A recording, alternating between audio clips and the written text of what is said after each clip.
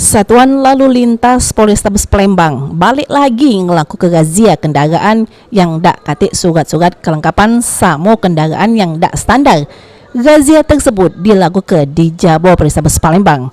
Terselik mulai dari Jabo kantor gerbang masuk Mapolrestabes Palembang, sejumlah petugas Satlantas Polrestabes Palembang ngarah ke para pengendara motor masuk ke Polres untuk dilakukan pemeriksaan surat-surat kendaraan. Tak cuma pengendara motor, para petugas juga ngarah ke mobil yang gunakan knalpot racing masuk ke halaman Polrestabes.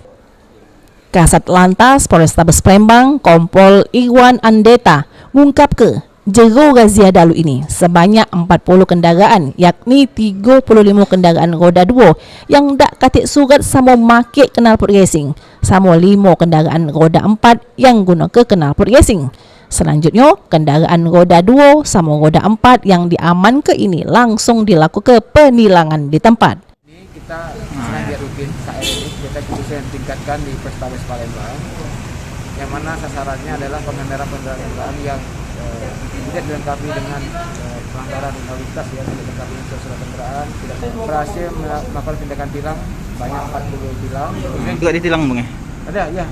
Kendaraan yang ada 5 kendaraan mobil tadi yang tidak dilengkapi suratnya. Jadi sementara kita amankan, apabila pemilik dapat menyerahkan bukti ke STNK, itu kita bisa tukar ke STNK yang terakhir.